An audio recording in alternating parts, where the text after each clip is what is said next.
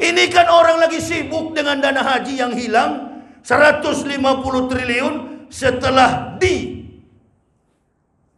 apa namanya?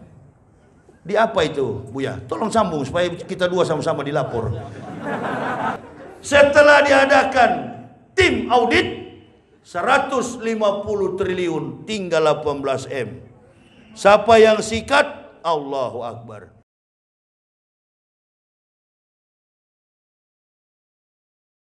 Warahmatullahi wabarakatuh.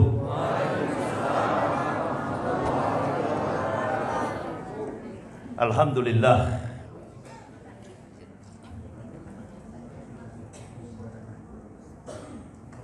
Alhamdulillah mukawwiril laili wa nahari wa mudawwilil ayyami wahda. Allazi ja'ala awalal ashuril hurmi syardi Zulqa'dah wa ja'alaha syahran haraman la yusfaka fi hadamun himayatan lil hajj wa sadaqa wa'dah. Ashhadu an la ilaha illallah hullazi aqaza ahdah wa ashhadu anna muhammadan abduhu wa rasuluhu alladhi haqqaqa lahu hamdah allazi jahada bilai haqqa jihadihi wa badala juhdah. Amma ba'd, fa ya ibadallah ittaqullah haqqa tuqatih wa la tamutunna illa wa antum muslimun. Wa qala Allah ta'ala fil kitabil azizil karim, a'udzu billahi minasy syaithanir rajim, bismillahirrahmanirrahim. Qul amana billahi wa ma unsila ila Ibrahima wa Ismaila wa Ishaqa wa Yaqub wal asbati wa ma utiya Musa wa Isa wa ma utiya nabiyyun min rabbihim la nufariqu baina ahadin minhum wa nahnu lahu muslimun. Ibu bapak, saudara-saudara rahimakumullah, bersyukur kita pada malam hari ini kehadiran Allah Subhanahu wa taala karena kita semua dan saya pribadi masih dalam kondisi bernapas. Kalau masih bernapas berarti masih ada peluang bagi halayak kita sekalian untuk menambahkan pundi-pundi amal demi bekal kita di yaumil akhir nanti.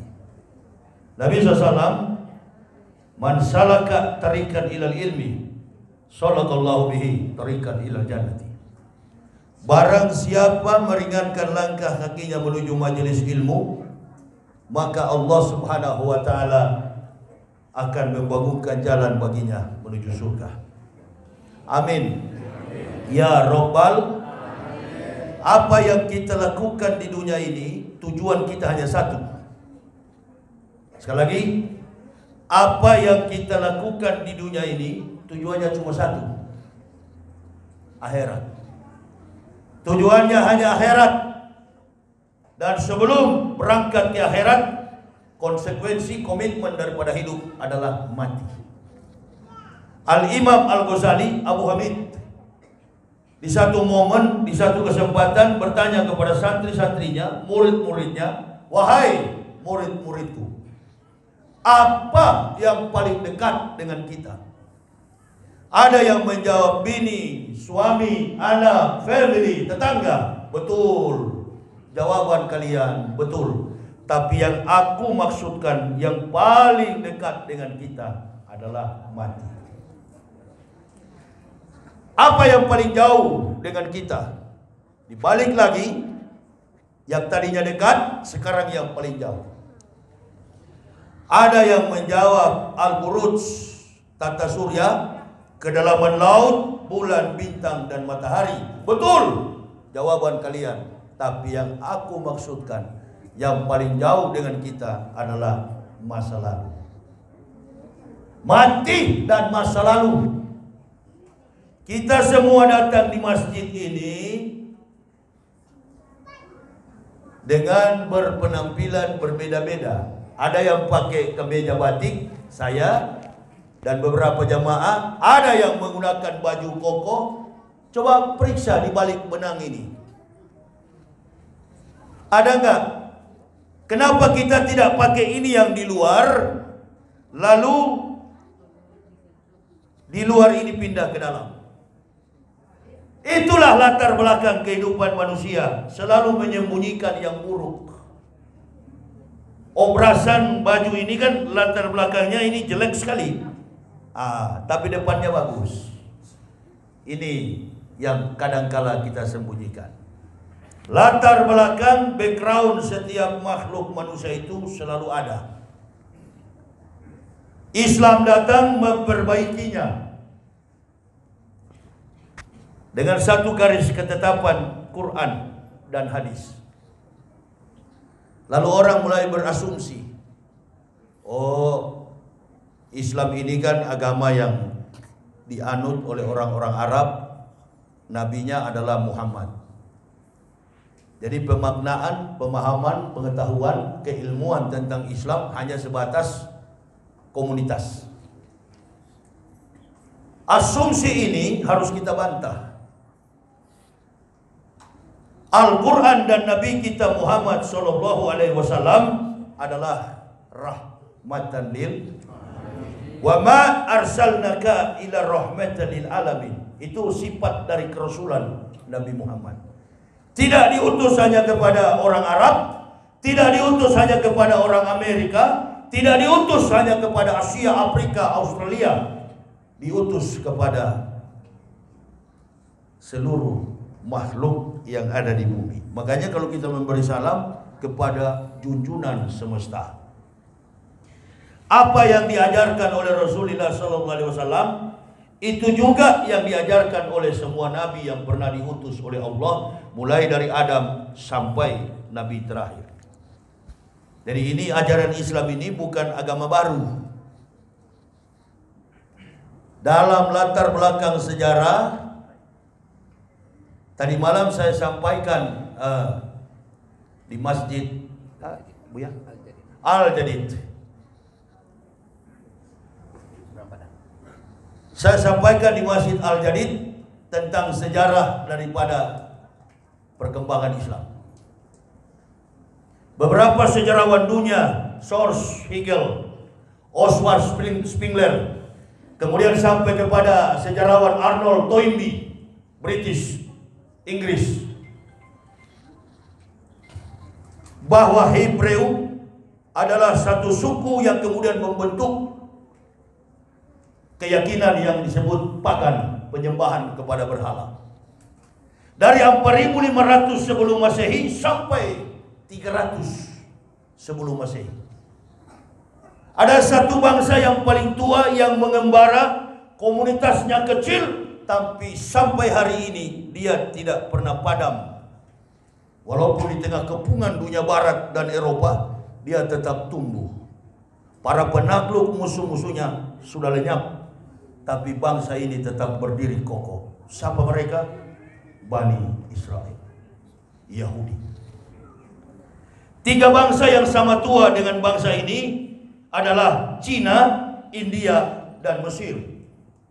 Mereka mengembara dalam satu peradaban, 6 peradaban, dan memiliki melalui 6 tantangan yang sangat berat.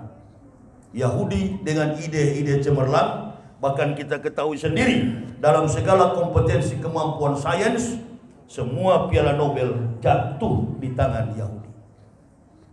Kita bercerita itu dulu, baru sampai kita kepada Islam. Dari sinilah muncul sosok dari Babilonia, Ur-Kasdim, atau bangsa Susa, Kish. Pertarungan dengan bangsa Mesir kurang lebih 1700 tahun. Dari sinilah terbit 123.999 nabi. Tak satu pun berhasil menuntun umat manusia. Nabi yang terakhir gagal bernama Yeshua, atau dalam bahasa Arab Isa Al-Masih, atau dalam bahasa Kristen Yesus Kristus. Pengetahuan kita tentang Al-Masih berbeda dengan pengetahuan orang Kristen. Bahkan kita umat Islam turut mengakui apa yang diakui orang Kristen. Kita menganggap Isa adalah Yesus, Yesus adalah Isa. Disinilah kita kecolongan. Pengetahuan tentang antropologi linguistik, bahasa dan budaya penting untuk ibu bapak tahu supaya tidak menganggap Yesus adalah Isa, Isa adalah Yesus. Tadi malam saya tanya di Masjid Al-Jadid, Injil itu kitab orang apa? Agama apa? Injil adalah kitab orang agama apa? Kristen. Nah, coba Buya lihat itu. Injil adalah kitab agama Kristen. Jangan ragu-ragu, nanti bisa masuk di jurang kalau ragu-ragu. Ada orang tadi bawa mobil di tikungan di lampu merah tadi, ragu-ragu, hampir saya tabrak. Antara maju tidak. Sudah pegang aja pengetahuan itu sampai ke liang kubur, pegang. Apa nama kitab orang Yahudi? Yahudi yang sekarang, apa nama kitabnya? Taurat. Ya begitu, jangan ragu-ragu. Apa nama kitab orang Islam? Masya Allah, tepat sekali ya. Ya. Tapi Injil dan Taurat agak ragu-ragu. Begitu. Di sini saya mau ceritakan sedikit sejarah sampai kita kepada ayat yang dibaca imam tadi, ya bunaya. Karena ini masuk Dzulqa'dah. Kitab orang Kristen, Injil.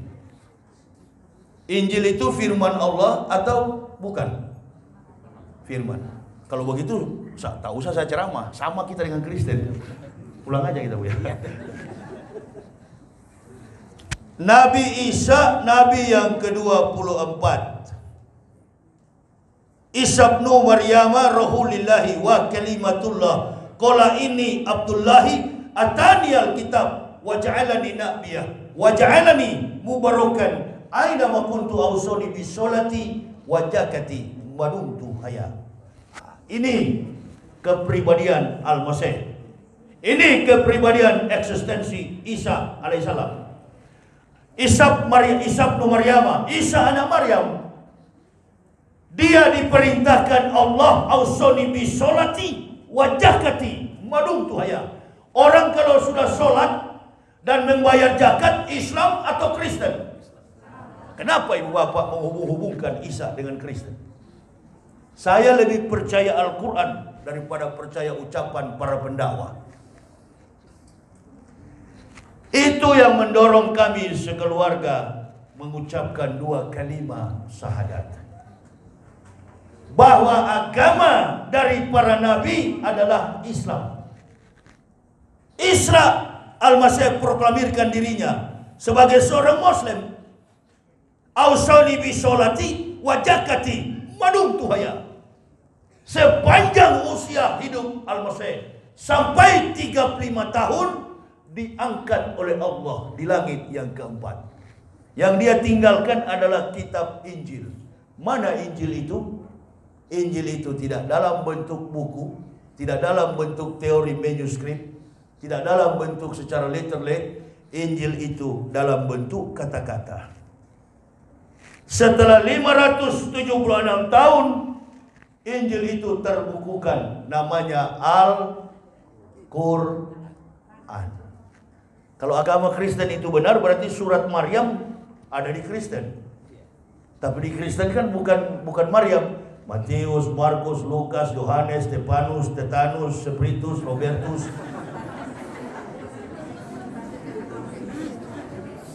Kafir jengkel sekali sama saya. Dan musuh saya cuma 2 setelah saya Islam, kafir dan munafik. Itu. Jadi kalau ada orang mengatakan agama Islam sama dengan agama Kristen, itu orang tidak paham sejarah. Abad 23 Eropa akan mundur. Abad 23 Eropa akan hilang dari permukaan bumi menurut para sejarawan dunia. Tapi menurut Arnold Toynbee ada satu peradaban yang tetap kekal hidup abadi, Islamik, peradaban Muhammadin. Peradaban Islam akan terus berkembang dari abad 13 sampai 14, kemudian sampai abadi. Itu dalam buku Arnold Toynbee, A Study of History. Jadi semua peradaban akan hancur, apalagi Yahudi. Yahudi ini tinggal menunggu waktu lenyap, hilang. 10 suku sudah tidak ada. Dari 12 suku Bani Israel, tinggal 2 suku yang sedang bertebaran. Itu pun sudah tidak asli Yahudi, tidak asli Israel. Sudah terkontaminasi, terasimilasi, terabsorpsi dengan bangsa-bangsa lain. Islam tetap berkembang di Eropa dan Amerika. Setiap hari orang mengucapkan 2 kalimat syahadat.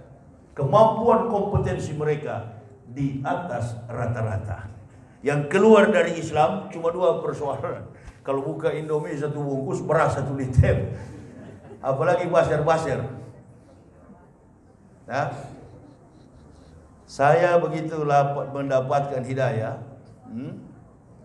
Biar dengan Bapak Ibu, pengetahuan Bapak Ibu dengan saya tentang Islam, Bapak Ibu memang alhamdulillah begitu lahir langsung diajanin. Allahu Akbar, Allahu Akbar. Langsung diajanin. Tapi kami sekeluarga, istri anak-anak begitu lahir dibaptis. Nah, ini perbedaan kita. Jadi cara mendapatkan dan beriman kepada Islam beda. Konsistensi dalam menjalankan, mengamalkan keimanan Islam juga beda. Gitu. Buktinya saya tanya tadi, apa kitab Kristen? Bapak masih ada peluang untuk murtad. Karena tidak tahu. Akui saja, gak usah malu-malu. Bukan sedikit orang Islam yang murtad keluar dari Islam. Kenapa? Karena tidak berpengetahuan. Ibarat bangunan masjid apa ini? Al-Hikmah, tiang, dinding, tembok-tembok yang ada. Bukan bangunan tembok dan tiang dinding masjid yang kuat. Masjid Al-Hikmah terlihat kuat karena pondasinya tersusun dengan baik. Ya, itu terlalu sulit barangkali. Mana yang ibu pilih? Mobil bodinya bagus, mesinnya rusak. Bodinya mulus, tapi mesinnya rusak. Atau mesinnya bagus, bodinya rusak. Saya lebih memilih bodinya hancur-hancuran, tapi mesinnya bagus.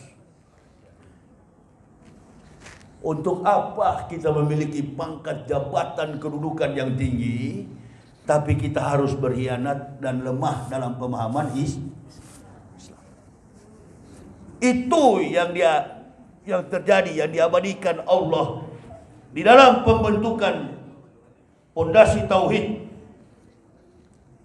Itu yang dilakukan Allah. Dialog percakapan antara anak dengan ayah. Dari sini latar belakang tersusunnya pondasi keimanan tauhid. Ya bunaya, ini asrafil manami ani asbauka pansur masataro. Qala ya aba if'al ma'tumar satajidun insyaallah minas sabirin. Dialog antara sang putra tercinta semata wayang, anak satu-satunya yang dilimpahruahkan Allah kepada Ibrahim ketika meminta munajat di Masjidil Aqsa. Bagaimana kisah ini terjadi? Allahu Akbar. Semua pendeta Buya di dunia ini tahu kisah itu. Tapi untuk masuk Islam dia berpikir, pertama sunat itu yang berbahaya itu. Saya pun masuk Islam pertama kali yang saya paling takut itu sunat. Dialog ini diabadikan oleh Allah dalam Al-Quran. Karena cikal bakal Abu Anbiya, bapak dari semua orang beriman adalah Ibrahim. Sayyidul, penghulu dari semua nabi, Rasulullah Muhammad sallallahu alaihi wasallam. Ahmad, ya Muhammad. Ahmad bin Abdullah.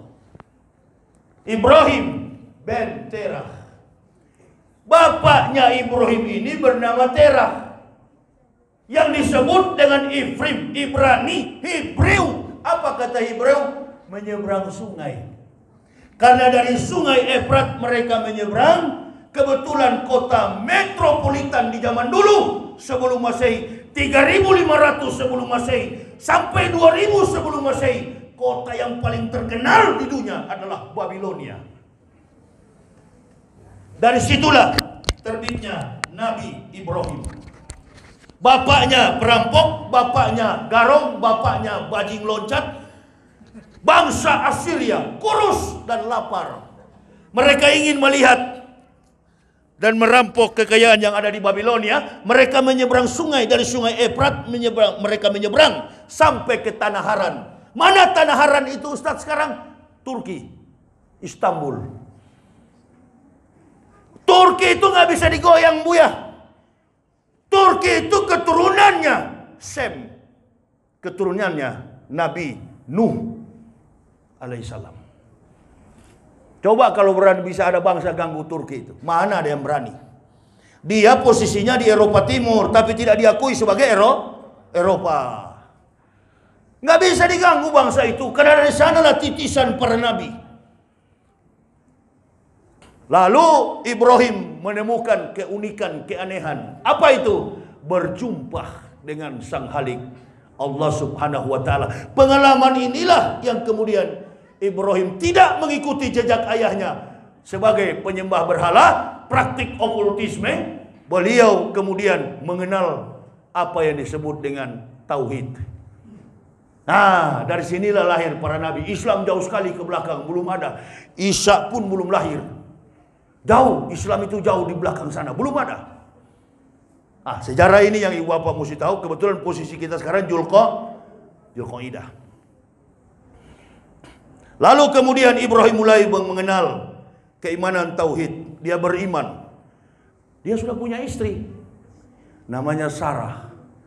Dan kebetulan ponakannya itu selalu mengikuti Ibrahim, namanya Lut, yang punya kota Sodom dan Gomora yang dihancurkan Allah karena praktik sodomi. Nah, itu disebut dengan Sodom. Laki-laki dengan laki-laki, perempuan dengan perempuan. Apa yang kemarin heboh di Indonesia? LGBT.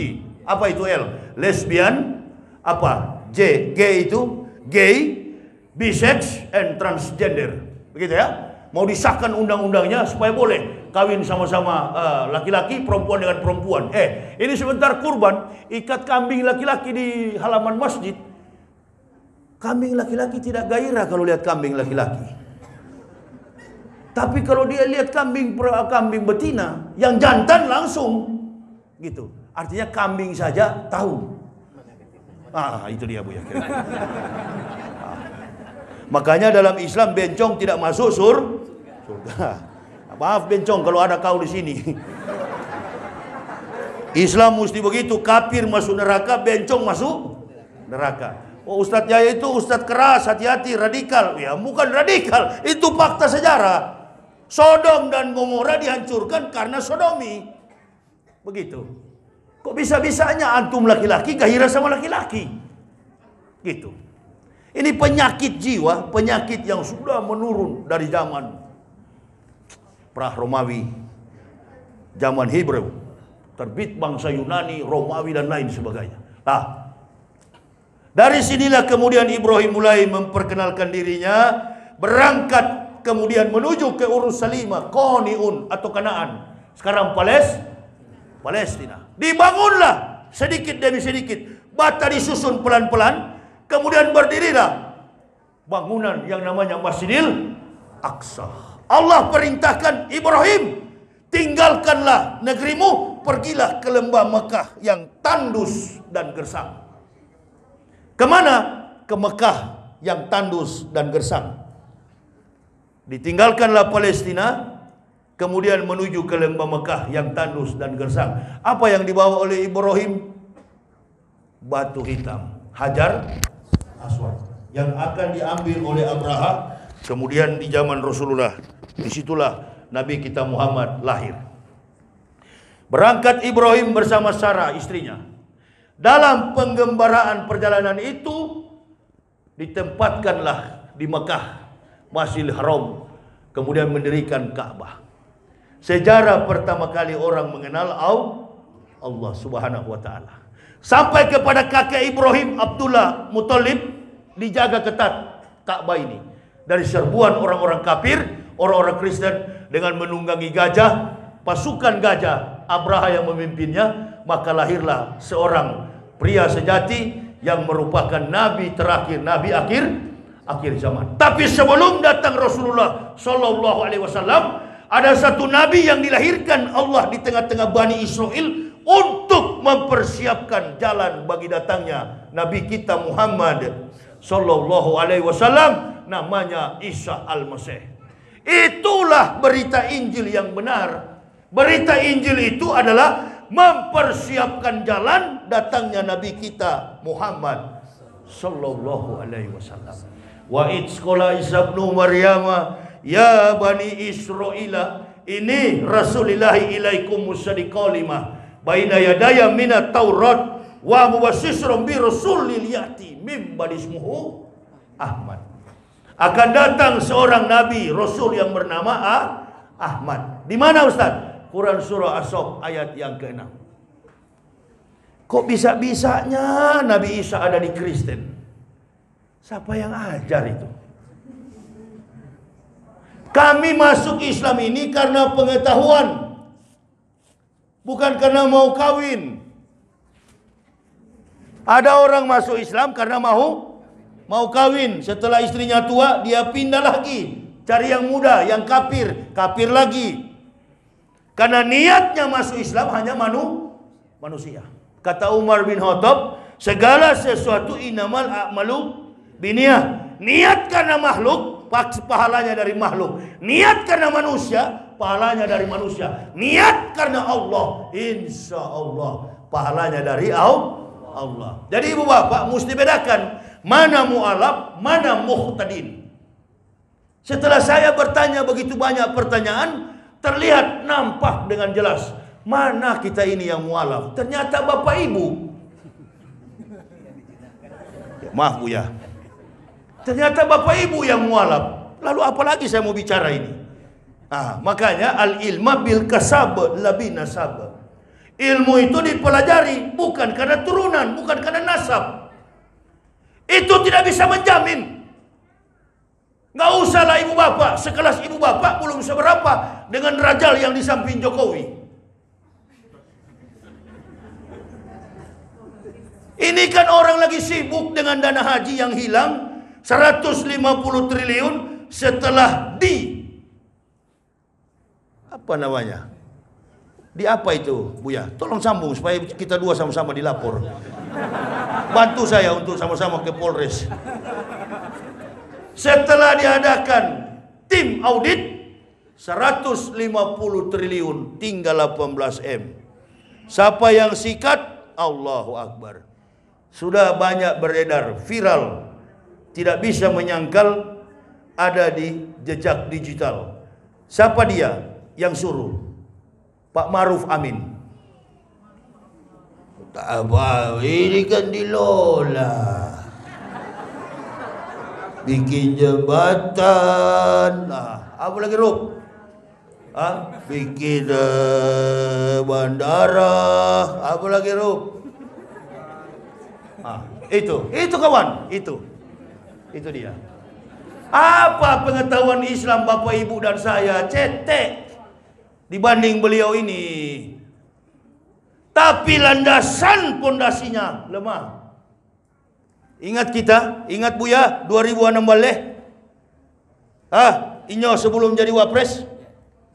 Apa nak dikata? Apa kata beliau? Menyebut Natal haram. Itu fatwa yang tanda tangan Inyo Pak Maruf. BPJS haram. Itu dia. Begitu dilantik, selamat hari Natal. Lebih dulu viral di televisi. 2006 balik itu Ambo ceramah di Pekanbaru. Banyak yang tanya, Ustaz, betulkah menyebut Natal itu haram? Innalillahi. Tidak.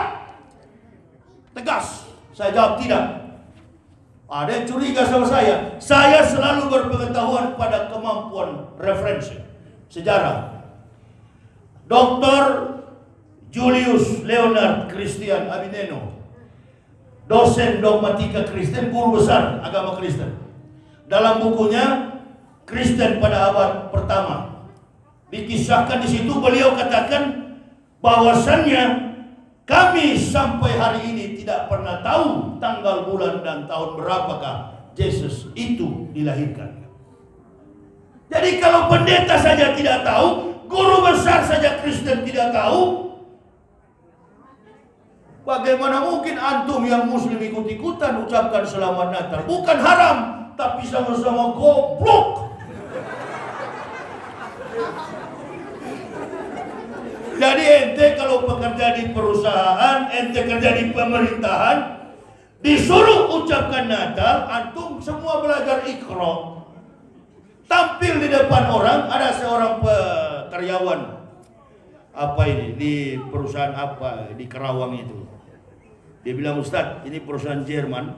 Ya, Jerman pusat Protestantisme. Stuttgart itu orang Protestan. Hitler sampai bunuh orang Yahudi, alasannya karena membunuh Tuhannya. Ustadz, saya setiap tahun itu gimana ya? Nggak enak ya. Setiap kali ada perayaan Natal saya diminta untuk menyampaikan sambutan, harus mengucapkan selamat Natal. Bagaimana caranya, Ustaz? Saya bilang, antum belajar Iqra. Iya. Jadi antum tiap tanggal 25 Desember anggaplah sariawan. Bagaimana maksud Ustaz? Begini, antum kalau tampil nun, antum ganti ha. Jadi kalau mengucap Natal bukan selamat Natal, selamat hari Natal. Baknya juga antum rubah kok, selamat hari Natal dan tahun baru. Natal selamat hari gatal dan tahun baru. Karena kalau gatal harus Jadi melawan kafir ini antum nggak usah hanyut dengan permainan logika mereka. Ya, karena ini agama filsafat, agama logika lawan dengan logika. Antum nggak usah bilang di Al-Baqarah 1 antum masuk neraka. Nggak begitu melawan kafir. Nggak begitu. Pengetahuan tentang sejarah, no history, no truth. Antum tidak mengetahui sejarah, antum tak akan mengerti kebenaran. Saya masuk Islam dan banyak orang di Eropa, Amerika masuk Islam karena landasan pengakuan sejarah, pengetahuan tentang kompetensi Quran sama dengan keilmuan yang kita miliki.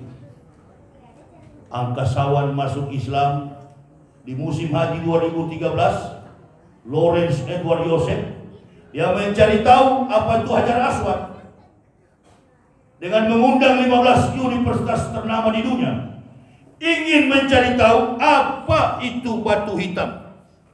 Tidak dikasih kesempatan oleh Raja King Abdullah, hanya boleh melalui udara. Karena kamu kafir tidak boleh masuk di wilayah Masjidil Haram. Jadi dia melalui udara, dari udara dia menggunakan teleskop. Apa yang dia temukan ditulis pada majalah koran terkemuka di Amerika, New York Times. Apa beliau katakan? Kami berhutang besar kepada umat Islam. Andai umat Islam tidak tawaf dan sholat 5 waktu, maka berhentilah putaran bumi ini. Karena superkonduktor yang berpusat di Hajar Aswad tak lagi memancarkan gelombang elektromagnetik. Adanya orang Islam, dunia ini tetap ada. Putaran orang, sholat dan kemudian tawaf setiap tahun dilakukan. Makanya Raja Salman tidak boleh tutup pintu orang umroh. Tidak boleh. Karena dari situlah bumi ini berputar.